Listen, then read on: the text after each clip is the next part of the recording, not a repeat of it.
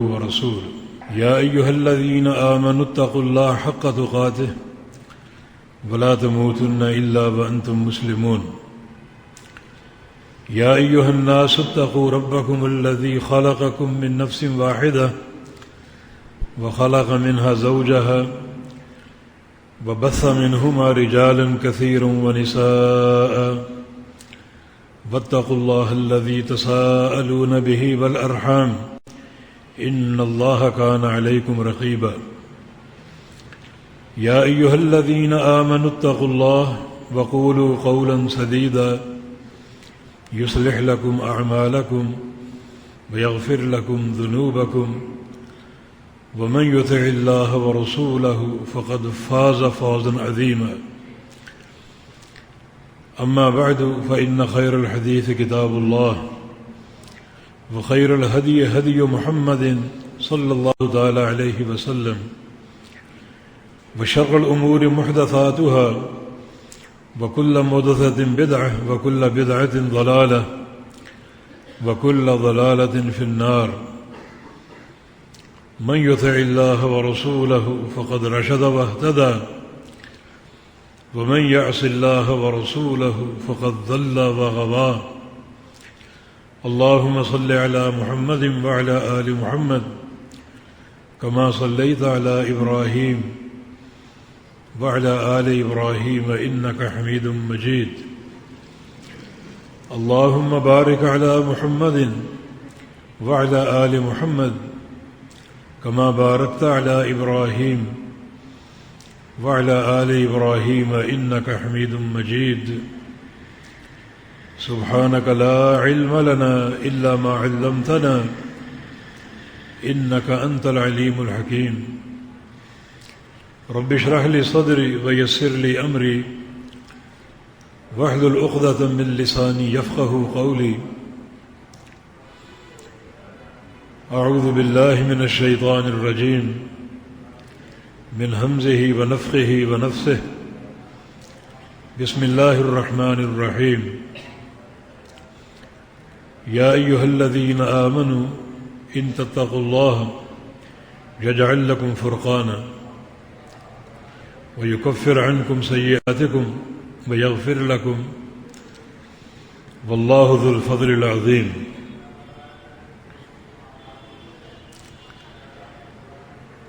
دین اسلام میں بعض اصطلاحات ایسی ہیں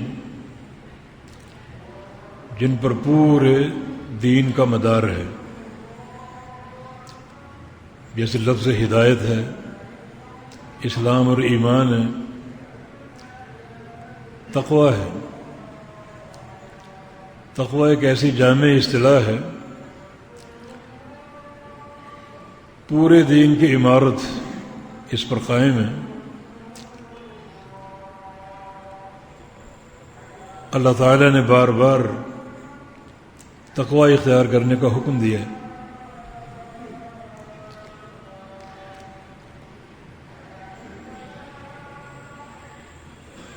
اور تقویٰ ایک ایسی دعوت ہے جو ہر نبی کو دی گئی، اور ہر نبی نے تقویٰ کا پیغام اپنی امت تک پہنچایا۔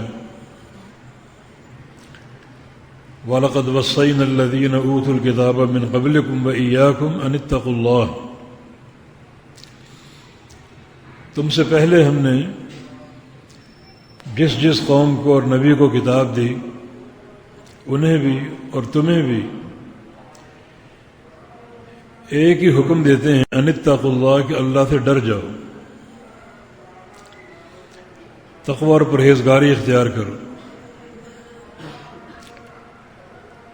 نوح علیہ السلام کی دعوت کا خلاصہ 3 چیزیں تھیں، ان اعبدوا اللہ واتقوہ واطیعون،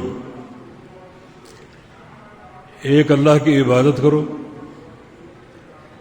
کسی کو شریک نہ ٹھہراؤ، اور اس کا خوف اور تقوی اختیار کر لو، اور میرے فرما بردار بن جاؤ۔ یعنی عبادت ایک اللہ کی، طریقہ عبادت کا میرا، اور یہ سارا معاملہ تقوی کی بنیاد پر ہو، اللہ تعالیٰ کے خوف کی بنیاد پر۔ والعاقبۃ للتقوی، ہر معاملے کا بہتر انجام تقوی پر ہے۔ اعدت للمتقین، جنت اہل تقوی کے لیے ہے۔ ومن یتق اللہ یجعل له من امرہ یسرا، جو اللہ کا خوف اور تقوی اختیار کرے گا اللہ تعالیٰ اس کے سارے کام آسان کر دے گا۔ ومن یتق اللہ یجعل له مخرجا ویرزقہ من حیث لا یحتسب، جو تقوی اور پرہیزگاری اختیار کرے گا اللہ تعالیٰ اسے ہر مشکل سے نکال دے گا اور ایسے مقام سے روزی دے گا جہاں اس کا وہم و گمان بھی نہ ہو۔ ومن یتق اللہ یکفر عنہ سیئاتہ ویعظم له اجرا، جو تقوی اور پرہیزگاری اختیار کرے گا اللہ تعالیٰ اس کے سارے گناہ معاف کر دے گا اور بہت بڑا اجر اس کو عطا فرمائے گا۔ آج جو آیت کریمہ آپ نے سنی ہے سورہ انفال کی، اس میں تقوی کے 4 فائدے بیان ہوئے ہیں، اور اللہ تعالیٰ اپنے بندوں سے مخاطب ہے اور بندوں سے کہہ رہا ہے اگر تم میرا خوف اختیار کر لو، تقوی اور پرہیزگاری اختیار کر لو اور مجھ سے ڈر جاؤ تو تمہیں 4 فائدے حاصل ہوں گے۔ یا ایھا الذین آمنوا، اے وہ لوگو جو ایمان لا چکے ہیں، جو ایمان لا کر یہ دعویٰ کر چکے ہیں کہ اللہ تعالیٰ سچا ہے اور اللہ کا رسول سچا ہے، اللہ اور اس کے رسول کا ہر فرمان حق ہے، ہر خبر سچی ہے، کیونکہ ایمان اس تصدیق کے بغیر قابل قبول نہیں ہے۔ ایمان باللہ جو ہے اللہ تعالیٰ کی عبادت اور اس کی اطاعت کے بغیر قابل قبول نہیں ہے، اور ایمان بالرسول، رسول اللہ صلی اللہ علیہ وسلم کی اطاعت کے بغیر قابل قبول نہیں ہے۔ تو یا ایھا الذین آمنوا، اے وہ لوگوں جو ایمان لا چکے، اللہ اور اس کے رسول کو سچا جان چکے، اللہ اور اس کے رسول کے ہر فرمان کی تصدیق کر چکے اور اللہ اور اس کے رسول کی مکمل اطاعت کا دعویٰ کر چکے، ان تتقوا اللہ، اگر تم اللہ تعالیٰ سے ڈر جاؤ اور اس کا خوف اختیار کر لو، متقی اور پرہیزگار بن جاؤ، تو 4 نعمتیں تمہاری منتظر ہیں۔ یجعل لکم فرقانا، ایک اللہ تعالیٰ تمہیں فرقان دے گا، فرقان، ان تتقوا اللہ، اگر تم اللہ تعالیٰ سے ڈر جاؤ۔ اللہ تعالیٰ کی خشیت اور اس کے خوف کا معنی 3 چیزوں کے ساتھ ہے۔ ایک یہ کہ اللہ تعالیٰ کی پوری اطاعت کرو، ہر حکم کو مانو، ہر فرمان کو مانو، اور ظاہر ہے کہ اللہ تعالیٰ کی اطاعت کی ترجمانی کرنے والے محمد مصطفیٰ علیہ السلام ہیں۔ من یطع الرسول فقد اطاع اللہ، رسول کی اطاعت کرنے والا در حقیقت اللہ کی اطاعت کر رہا ہے۔ یہ تقوی کا پہلا معنی ہے، اور دوسرا معنی یہ ہے ہر گناہ سے بچو، بڑے سے بڑا گناہ، چھوٹے سے چھوٹا گناہ۔ اکبر الکبائر شرک ہے، شرک سے بچو۔ پھر بدعت کا نمبر ہے، ابلیس کو سب سے زیادہ ان دو گناہوں سے محبت ہے۔ اس کی چاہت یہ ہوتی ہے کہ بندہ چور نہ بنے، زانی نہ بنے، ڈاکو نہ بنے، شرک کرنے والا بن جائے، بدعتی بن جائے، کیونکہ یہ دو گناہ ایسے ہیں کہ ان کی موجودگی میں کوئی نیکی قابل قبول نہیں ہوتی۔ جس بندے کو وہ شرک یا بدعت کے جال میں پھنسا لے تو اس کو چھوڑ دیتا ہے کہ جاؤ بیٹا، جا کے حج کرو، عمرے کرو، راتوں کو اٹھ کے تہجد پڑھو، یتیم خانے بناؤ، مسجدیں بناؤ، بے تحاشا مال خرچ کرو، جاؤ، اب مجھے کوئی پرواہ نہیں۔ کیونکہ شرک یا بدعت کی موجودگی میں کوئی نیکی قابل قبول نہیں ہے۔ سفیان ثوری ایک بہت بڑے محدث گزرے ہیں، ان کا قول ہے کہ البدعۃ احب الی ابلیس من المعصیہ، ابلیس کو ہر گناہ سے زیادہ بدعت سے پیار ہے۔ گناہ کی بے تحاشا اقسام ہیں، مگر سب سے خطرناک جو قسم ہے وہ بدعت ہے، اور پھر شرک ہے۔ ہر بندے پر وہ یہ دو جال پہلے پھینکتا ہے، اور کسی جال میں اگر پھنسانے میں کامیاب ہو جائے تو اس سے مطمئن ہو جاتا ہے، کیونکہ شرک یا بدعت کی موجودگی میں کوئی نیکی قابل قبول نہیں ہے۔ سنن دارمی کی حدیث کے مطابق وہ لوگ جو مسجد میں حلقہ بنائے بیٹھے تھے، بصرہ کی مسجد میں، اور اجتماعی ذکر کر رہے تھے، سامنے گٹھلیوں کے ڈھیر لگے ہوئے، ایک ان کا امیر ہے اور وہ حکم دیتا کہ 100 دفعہ سبحان اللہ کہو، 100 دفعہ الحمدللہ کہو، اور لوگ بلند آواز سے اجتماعی طور پر وہ ذکر شروع کر دیتے۔ ابو موسیٰ اشعری نے یہ دیکھا، انہوں نے فتویٰ نہیں دیا کوئی، کیونکہ شہر میں ان سے بڑے عالم موجود تھے، عبداللہ بن مسعود رضی اللہ تعالیٰ عنہ، ان کی موجودگی میں فتویٰ نہیں دوں گا۔ یہ تو آج کے دور کی جرتیں ہیں، دو لفظ پڑھے نہیں اور مفتی بن گئے۔ مگر وہ ابو موسیٰ اشعری نبی علیہ السلام کے صحابی، بے شمار ان کی مناقب ہیں، سوچتے ہیں کہ جب عبداللہ بن مسعود موجود ہیں، مجھ سے بڑے صاحب علم، تو میں فتویٰ کیسے دوں؟ ان کے پاس آ گئے کہ مسجد میں ایک نئی چیز میں نے دیکھی ہے، بظاہر اچھی ہے، آپ بھی آ کر دیکھیں، حکم لگائیں اس میں۔ جناب عبداللہ پہنچ گئے اور ان کا وہ سلسلہ جاری تھا، وہ سرکل چل رہا تھا ان کا، 100 دفعہ سبحان اللہ، 100 دفعہ الحمدللہ، 100 دفعہ لا الہ الا اللہ، اور 100 دفعہ اللہ اکبر۔ حالانکہ چاروں اذکار بڑے قیمتی ہیں، بڑا ان کا اجر و ثواب بیان ہوا ہے۔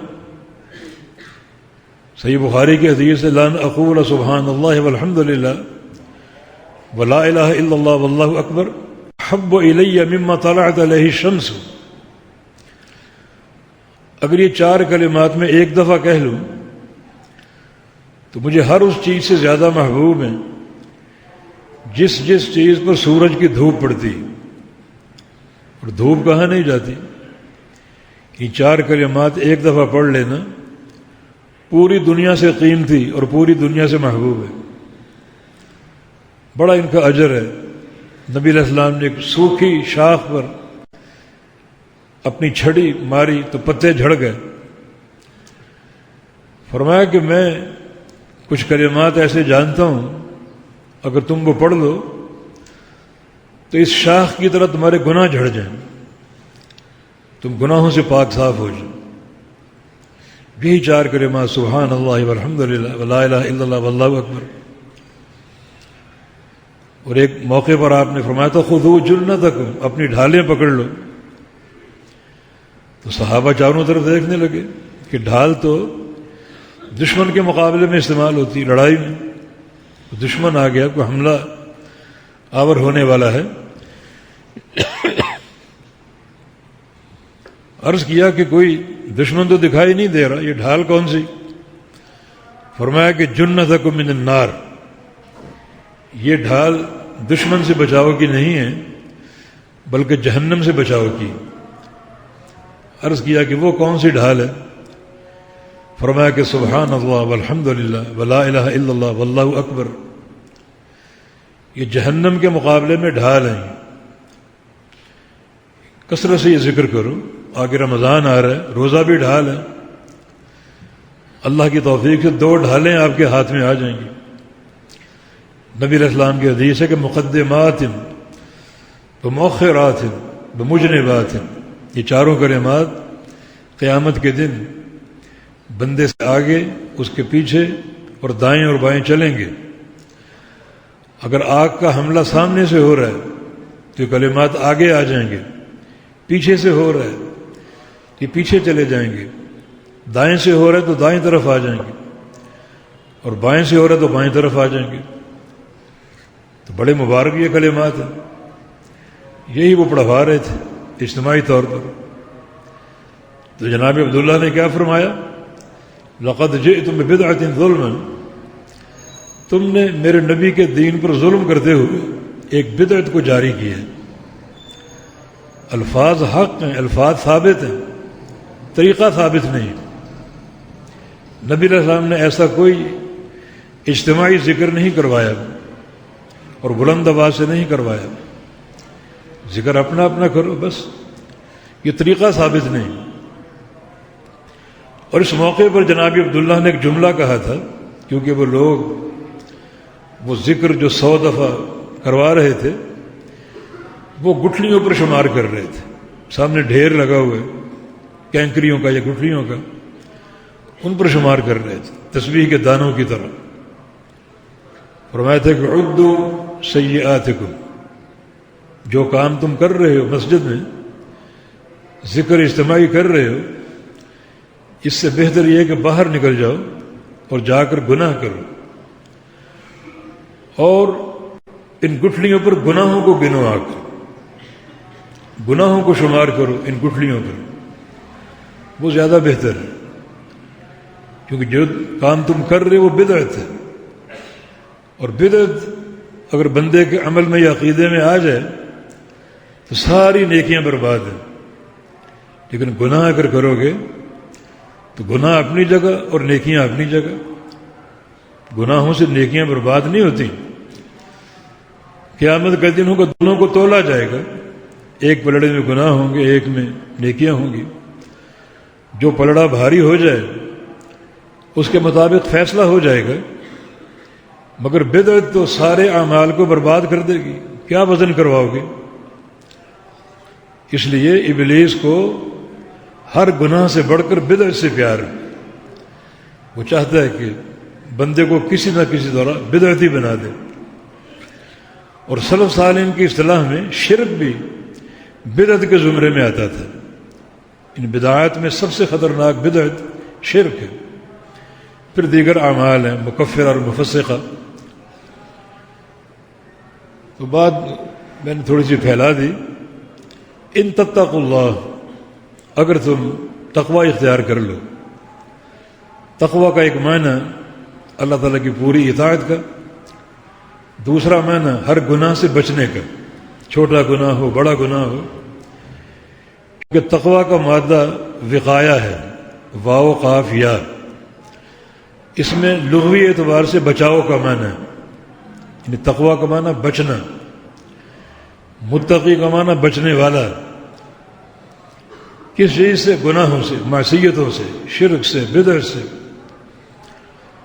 ان گناہوں سے جن کا تعلق انسان کے دل سے ہے، جن کا تعلق انسان کی زبان سے، جن کا تعلق انسان کے دیگر اعضاء سے، ان سے بچاؤ اختیار کرنے والا یہ متقی ہے۔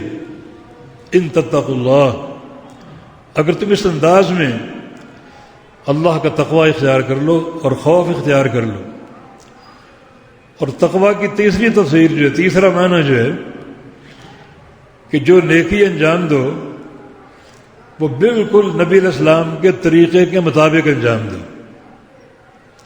بعض صحابہ نے نیکیاں اپنے لیے خود منتخب کر لیں۔ وہ 3 صحابہ کا قصہ صحیح بخاری میں، ایک نے یہ انتخاب کر لیا کہ رات بھر تہجد پڑھوں گا، جتنی میری زندگی 50 سال ہو، 100 سال ہو، کبھی ایک لمحہ سو کر نہیں گزاروں گا۔ نیکی بہت عمدہ ہے۔ دوسرے نے زمانے بھر کے روزوں کا ارادہ کر لیا، کبھی ناغہ نہیں کروں گا۔ اور تیسرے نے گھر بار چھوڑ دینے کا اور مسجد کے مستقل اعتکاف کا، جتنی زندگی جنازہ یہیں سے نکلے گا۔ جب نبی علیہ السلام کو اس کا علم ہوا تو آپ کیا خوش ہوئے کہ کیا میری تربیت کے آثار ہیں؟ نہیں، فاحمر وجہ النبی صلی اللہ علیہ وسلم، آپ کا چہرہ غصے سے سرخ ہو گیا، کأنما فقع علی وجہہ حب الرمان، لگتا تھا کہ سرخ انار پورا کا پورا آپ کے چہرے پر نچوڑ دیا گیا۔ اس موقع پر آپ نے یہ جملہ کہا تھا، انی اعلمکم باللہ، سب سے زیادہ اللہ کو میں جانتا ہوں اور اس کے دین کو میں جانتا ہوں، واتقاکم لہ، اور سب سے بڑا متقی میں ہوں، سب سے بڑا پرہیزگار میں ہوں۔ تم کیا چاہتے ہو کہ اپنا چنا ہوا راستہ اختیار کر کے تم متقی بن جاؤ گے؟ نہیں، سب سے بڑا متقی میں ہوں۔ تو میں متقی کیسے بنا؟ میں متقی کیسے بنا؟ ایک راستے پر چل کر، ایک طریقے کو اختیار کر کے، اسی راہ پر تم چلو گے تو تقویٰ آئے گا۔ لن تجد لسنت اللہ تبدیلا، اللہ کی سنت تبدیل نہیں ہوتی۔ کسی کے لیے جنت کا پروگرام اور ہو اور کسی کے لیے اور ہو، سنت الہیہ ایک ہی ہے۔ تو جس راستے کو تم نے منتخب کیا، تم نے 50 سال تہجد کا اہتمام کیا اور پوری رات ایک لمحہ نہیں سوئے، زمانے بھر کے روزے رکھ لیے، ایک ناغہ نہیں کیا، عمر بھر کا مسجد کا اعتکاف کر لیا اور گھر بار سب چھوڑ دیا، یہ تمہاری اختراع ہے، تمہارا اختیار ہے، میرا راستہ نہیں ہے۔ اس راہ پر چل کر تقویٰ نہیں آئے گا، تقویٰ میری پیروی میں آئے گا۔ سب سے بڑا متقی میں ہوں، جس راہ پر چل کر میں متقی بنا، اسی راہ پر چلو گے تو تقویٰ آئے گا، ورنہ نہیں۔ اور تم کیا بات کر رہے ہو؟ یہ راستہ تم نے چن لیا، بڑا خوبصورت ہے، سن لو، من راغب عن سنتی فلیس منی، اس راہ پر چلتے رہے تو تمہارا میرے دین سے، میری جماعت سے کوئی تعلق نہیں ہوگا، خارج ہو تم۔ بات صحابہ سے کہی جا رہی، میں اور آپ کس بات کی مولی ہوں کہ ہم صحابہ سے بڑھ کر اللہ کے لاڈلے ہیں؟ ہم جو چاہے بدعات اور خرافات کرتے رہیں، کوئی فرق نہیں پڑے گا۔ صحابہ کو تنبیہ اور تحذیر دی جا رہی کہ اس راہ پر اگر تم چلتے رہے میرے دین سے خارج ہو۔ یہ تقویٰ کی 3 تفسیریں ہیں۔ ان تتقوا اللہ، اگر تم اللہ سے ڈر جاؤ تو 4 نعمتیں تمہاری منتظر ہیں۔ یجعل لکم فرقانا، اللہ تمہیں فرقان دے گا، فرقان، فرقان یا فرق، فا را قاف اس کا مادہ ہے، فرق، فرق کا معنی آپ جانتے ہیں، فرقان اسی سے ہے۔ فرقان کے حروف زیادہ ہیں، اس میں مبالغہ ہے، زیادہ فرق، بہت ہی فرق. اللہ تعالیٰ تمہیں فرقان دے دے گا اگر تم تقوی اختیار کر لو. فرقان کی تفسیریں علماء سلف سے مختلف منقول ہیں، مگر سب کی مراد ایک ہی ہے. امام مجاہد رحمہ اللہ ابن عباس کے شاگرد ہیں رضی اللہ عنہما، بتائیں کہ یجعل لکم فرقانا اے نجاتا، تمہیں اللہ نجات دے دے گا. فرقان کا معنی نجات. نجات عام ہے، دنیا میں، قبر میں، آخرت میں، ہر مقام پر نجات ملے گی اگر تم صحیح معنی میں تقوی اختیار کر لو، متقی بن جاؤ. اور فرقان کا ایک معنی مخرج بھی ہے، بعض علماء سے منقول ہے. مخرج کا معنی نکلنے کا راستہ. مشکلات میں گھرے ہو، پھنسے ہو تو اللہ نکال دے گا تقوی کی برکت سے. امیر المومنین عمر بن خطاب رضی اللہ عنہ کا قول ہے کہ لو كانت السماوات والارض رتقا على عبد فاتقوا الله لجعل له مخرجا. کسی بندے کے سر پہ اگر ساتوں آسمان اور ساتوں زمینیں ملا کر لاد دی جائیں، اس سے بڑا بوجھ کیا ہوگا. لیکن فاتقوا اللہ، اگر وہ بندہ تقوی اختیار کیے ہوئے ہے اور اس کا دل خشیت سے مالا مال ہے اور اللہ کے خوف سے بھرا ہوا ہے، تو اللہ تعالیٰ آسمانوں اور زمینوں کو پھاڑ کر اسے راستہ دینے پر قادر ہے. اور اس کا وعدہ بھی ہے، اس کا وعدہ بھی یجعل لکم فرقانا اے مخرجا، اگر تقوی اختیار کرو گے تمہیں مخرج مہیا ہوگا، نکلنے کا راستہ مہیا ہوگا. اور فرقان کا تیسرا معنی اسی لفظ سے ماخوذ ہے جو لغت میں فرق. اللہ تمہارے دل میں فرق ڈال دے گا، اور یہ فرق سمجھو کہ سب سے بڑی نعمت ہے. تم حق و باطل میں فرق کر سکو گے، جائز اور ناجائز میں فرق کر سکو گے، جنت اور جہنم کے راستے میں فرق کر سکو گے، اللہ کی رضا اور اس کی ناراضگی کے معاملے میں فرق کر سکو گے. یہ فرق اللہ تعالیٰ خاص طور پہ آپ کے دل میں ڈال دے گا، الجھنوں سے بچائے گا، شک و شبہ سے بچائے گا، اور آپ کی زندگی بصیرت اور یقین کی آئینہ دار بن جائے گی. یقین جب فرق آ گیا یہ حق اور یہ باطل ہے تو آپ نے حق اختیار کر لیا. یہ رشد و ہدایت اور یہ ضلالت ہے تو آپ نے ہدایت کو منتخب کر لیا. یہ راستہ اللہ کی رضا کا اور یہ اللہ کی ناراضگی کا، آپ نے اللہ کی رضا کا راستہ چن لیا. تو یہ یقین کا راستہ ہے، یقین کا سفر ہے. قبر جو پہلی گھاٹی ہے اس میں یہ کامیابی کی اساس ہے. فرشتے پوچھیں کہ مر رب، رب کون ہے، دین کیا ہے اور نبی کون ہے؟ جواب ہے کہ ربی اللہ، میرا رب اللہ ہے. یہ جواب کوئی جملہ نہیں ہے، اس جواب کے پیچھے اس کی 70-80 سالہ جو عمر تھی اس کا عقیدہ شامل ہے. اس نے پوری زندگی کس کو رب مانا، کون اس کا مشکل کشا تھا، کس کو داتا مانا، کس کو غریب نواز مانا، کس کو دستگیر مانا، کس کو خالق اور مالک مانا. 70-80 سال کا عقیدہ اس کے پیچھے کار فرمائے. اور اگر ربوبیت میں خلل آ گیا تو اس کا جواب نہیں دے پائے گا. دین کیا ہے؟ دین اسلام ہے. یہ جواب کون دے گا؟ جس کی پوری زندگی اسلام پر ہو. جب بھی دیکھا اسلام کو دیکھا، جب بھی جھانکا اسلام کی طرف جھانکا.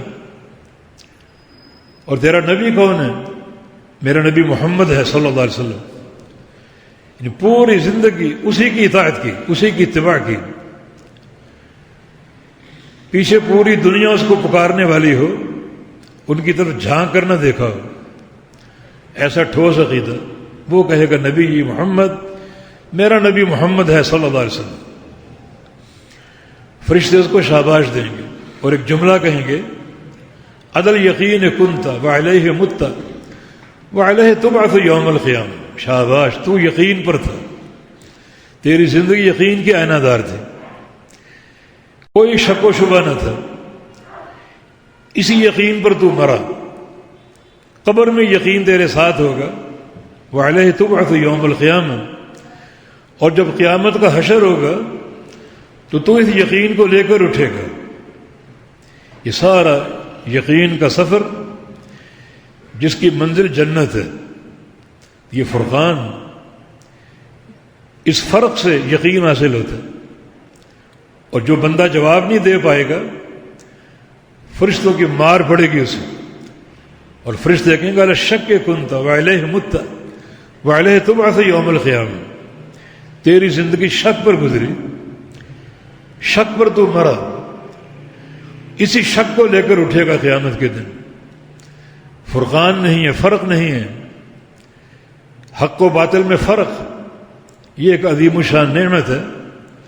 اللہ سے ڈر جاؤ تو تمہیں فرقان حاصل ہوگا۔ عبداللہ بن عباس کا قول ہے، ایک طرف تقوی اور ایک طرف فرقان ہے۔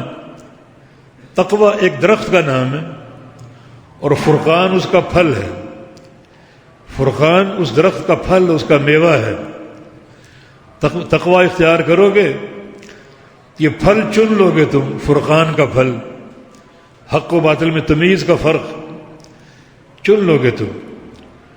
اور میں سمجھتا ہوں کہ یہ جو فرق ہے یہ کتاب و سنت سے حاصل ہوتا ہے، تو اللہ کی توفیق، کتاب و سنت کی آسانی اللہ تعالیٰ عطا فرما دے گا۔ قرآن کا فہم، حدیث کا فہم۔ ایک مقام پر اللہ کا فرمان، تبارک الذی نزل الفرقان علی عبدہ لیکون للعالمین نذیرا، وہ ذات بابرکت جس نے اپنے بندے پر فرقان اتارا۔ فرقان سے مراد قرآن، اللہ کی کتاب۔ یہ فرق کی نعمت فرقان سے ملتی ہے، قرآن سے ملتی۔ اللہ تعالیٰ قرآن کا فہم دیتا ہے، اللہ تعالیٰ باطل راستوں سے بچاتا ہے، باپ دادا کی پیروی، قوم برادری کی پیروی، فلاں کی پیروی، فلاں کی پیروی، اللہ تعالیٰ سب سے ناتا توڑ کر فرقان کی طرف اس کی توجہ پھیر دیتا ہے۔ تو قرآن فرقان ہے، حق و باطل میں تمیز کرنے والا، جنت اور جہنم کے راستے کے فرق کو سمجھانے والا۔ دوسرا فرق محمد مصطفیٰ علیہ السلام، صحیح بخاری کی حدیث ہے، آپ سو رہے تھے، فرشتے آئے ایک مثال لے کر اللہ تعالیٰ کی طرف سے۔ جب وہاں پہنچ گئے تو ایک نے دوسرے سے پوچھا، یہ وہی ہے؟ ہاں یہ وہی ہے، تو اس کی مثال بیان کرو۔ تو فرشتے نے کہا کہ مثال کیسے بیان کروں، یہ سو رہا ہے، ہماری بات یہ سن نہیں سکے گا۔ کہا کہ نہیں، یہ نبی ہے، اور نبی صرف آنکھوں سے سوتا ہے، دل سے نہیں سوتا۔ جب نبی سوتا ہے آنکھیں صرف سوتی ہیں، بند ہوتی ہیں، دل جاگتا رہتا ہے، دل بیدار رہتا ہے۔ نبی کو وحی نیند کی حالت میں بھی آ سکتی، تاکہ دل جاگتا ہو، اس وحی کو ضبط کرنے کے لیے تم مثال بیان کرو۔ اختصار سے مثال یہ ہے کہ ایک بادشاہ ہو، گھر بنائے، اس گھر میں دسترخوان چن دے، اور پھر ایک بندے کو بھیجے دعوت دینے کے لیے کہ جاؤ دعوت دو، لوگوں کو بتاؤ گھر بن چکا ہے اور دسترخوان تیار ہے۔ تمہارا کام یہ کہ گھر میں داخل ہو جاؤ، جو ہی داخل ہوگے دسترخوان حاضر ہوگا، اور پھر تم ان نعمتوں کو چنو گے اور کھاؤ گے اور کھاتے رہو گے۔ جو گھر میں داخل نہ ہوگا وہ دسترخوان سے محروم ہے۔ مثال ختم ہو گئی۔ تو فرشتے نے کہا اس کی تعبیر کیا ہے، کہ گھر سے کیا مراد ہے، دسترخوان سے کیا مراد ہے، گھر بنانے والا کون ہے، دعوت دینے والا کون ہے؟ پھر اس نے کہا کہ تعبیر کیسے بیان کرو، یہ سو رہے۔ پھر فرشتے نے جواب دیا کہ دل جاگ رہا ہے ان کا، تم تعبیر کرو، اس مثال کی تشریح کرو۔ تشریح یہ کی اختصار سے، گھر بنانے والا اللہ ہے، بادشاہ، احکم الحاکمین، اور گھر دین اسلام ہے، دسترخوان جنت ہے، دعوت دینے والا محمد ہے صلی اللہ علیہ وسلم۔ اللہ نے گھر بنا دیا، دسترخوان ڈال دیا، اور داعی کو بھیج دیا، جاؤ دعوت دو جا کر۔ جس نے اس داعی کی دعوت کو قبول کر لیا وہ گھر میں داخل ہوا، یعنی اسلام میں آ گیا، اور جو اسلام میں آ گیا وہ جنت میں داخل ہوگا، دسترخوان پر بیٹھے گا اور ابدی نعمتیں کھائے گا۔ اور جس نے اس داعی کی دعوت کو قبول نہ کیا وہ اس گھر میں داخل نہیں ہوگا، اسلام میں داخل نہیں ہوگا، نہ وہ دسترخوان پر بیٹھ سکے گا، اس کے لیے عذاب ہی عذاب ہے۔ آگے فرشتوں کے تاریخی جملے ہیں، من اطاع محمدا فقد اطاع اللہ ومن عصى محمدا فقد عصى اللہ صلی اللہ علیہ وسلم۔ جس نے محمد کریم صلی اللہ علیہ وسلم کی اطاعت کر لی اس نے اللہ کی اطاعت کر لی، اور جس نے محمد کریم صلی اللہ علیہ وسلم کی نافرمانی کر لی اس نے اللہ کی نافرمانی کر لی۔ محمد فرق بین الناس، لوگوں میں فرق، یہ ایک ہی شخصیت ہے، محمد کریم صلی اللہ علیہ وسلم۔ فرق، ان کی اطاعت اللہ کی اطاعت ہے اور ان کی نافرمانی اللہ کی نافرمانی، اور فرق محمد کریم صلی اللہ علیہ وسلم میں، جنت کا راستہ جہنم کا راستہ، فرق محمد کریم صلی اللہ علیہ وسلم میں، حق پر کون اور گمراہی پر کون، یہ فرق محمد کریم صلی اللہ علیہ وسلم میں، کون صاحب سعادت ہے اور کون صاحب شقاوت ہے، یہ فرق محمد کریم صلی اللہ علیہ وسلم میں، کس کی نماز قابل قبول ہے اور کس کی نماز مردود ہے، یہ فرق محمد کریم صلی اللہ علیہ وسلم میں۔ حج کرنے جاتے ہو لاکھوں کروڑوں افراد، کس کا حج حج مقبول اور کس کا حج حج مردود ہے، یہ فرق محمد کریم صلی اللہ علیہ وسلم میں۔ کس کے روزے قابل قبول ہیں اور کس کے روزے ناقابل قبول، یہ فرق محمد کریم صلی اللہ علیہ وسلم میں۔ کس کا اسلام قابل قبول ہے اور کس کا اسلام ناقابل قبول ہے، یہ فرق محمد کریم صلی اللہ علیہ وسلم۔ تقوی اختیار کر لو، اللہ تم کو فرقان دے دے گا۔ فرقان کا معنی کتاب و سنت کی ہدایت، فرقان کا معنی کتاب اللہ سے ایک مضبوط اور وسیع تعلق، اور فرقان کا معنی محمد کریم صلی اللہ علیہ وسلم، ان کی محبت، ان کی اطاعت، ان کی اتباع، ان کی پیروی، اور پوری زندگی ان کی اتباع، کہ دائیں بائیں جھانکنے کا کوئی مقام اور حالت ہی نہیں ہے، پوری زندگی اللہ کے پیغمبر کی اطاعت اور پیروی۔ تو یہ فرق ہے، ان قرآن فرقان ہے اور ذات مصطفیٰ علیہ السلام فرق ہے۔ ان تتقوا اللہ یجعل لکم فرقانا، اگر تم صحیح معنی میں اللہ سے ڈر جاؤ تو اللہ تم کو فرقان عطا فرما دے گا، کیسی بصیرت، ایک نور، جس نور کی برکت سے تم فرق کر سکو گے حق و باطل میں، ہدایت اور گمراہی میں، اور جنت اور جہنم کے درمیان۔ اور بھی نعمتیں ہیں، یکفر عنکم سیئاتکم، اللہ رب العزت تمہارے گناہ معاف کر دے گا، ویغفر لکم، بخش دے گا تمہیں۔ سیئات اور ذنوب، سیئات چھوٹے گناہ اور ذنوب بڑے گناہ، سب اللہ تعالیٰ معاف کر دے گا اس تقوی کی برکت سے۔ یا کچھ گناہوں کو معاف کر دے گا، کچھ چھپا لے گا، یہ اللہ تعالیٰ کا فضل ہے۔